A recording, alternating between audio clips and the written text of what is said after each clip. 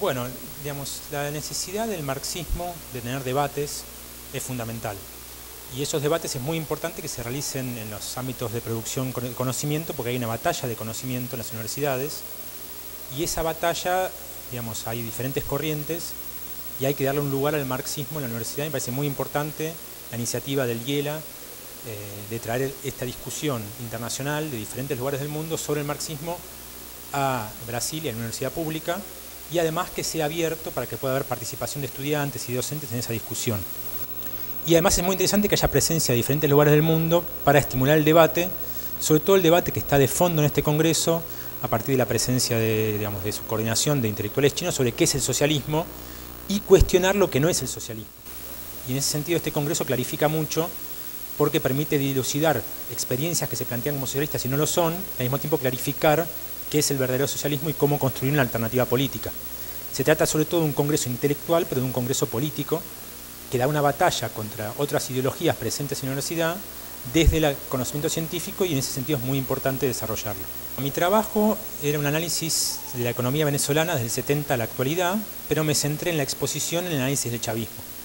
Y lo que intento mostrar es que en estos últimos años en Venezuela ha habido un muy fuerte crecimiento económico impulsado por la renta petrolera, pero no ha habido transformaciones de fondo.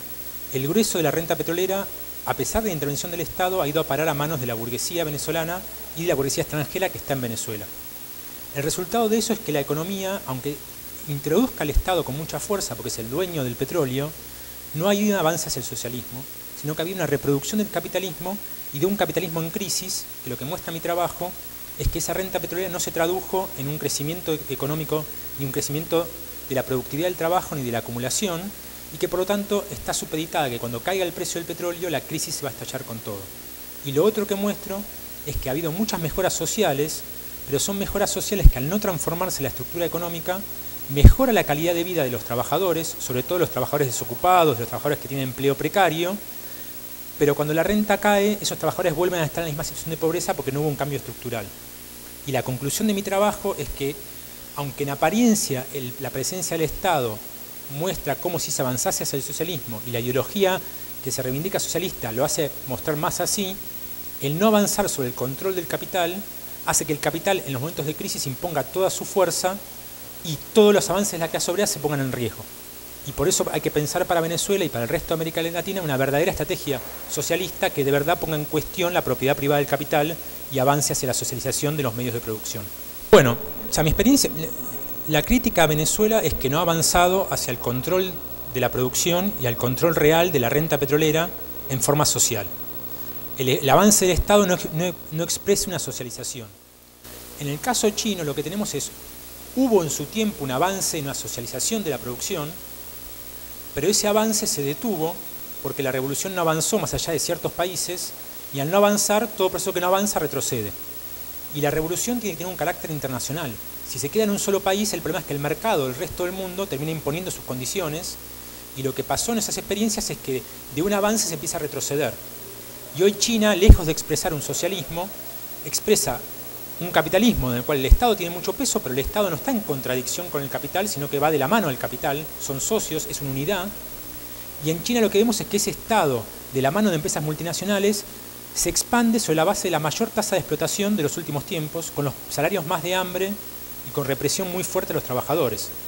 Por eso planteaba que este Congreso permite poner en evidencia eso, porque incluso quienes vienen acá a defender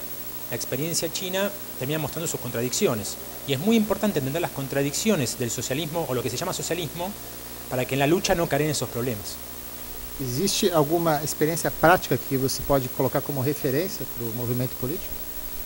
Bueno, los avances históricos que implicó en su momento los procesos revolucionarios en Rusia, en China,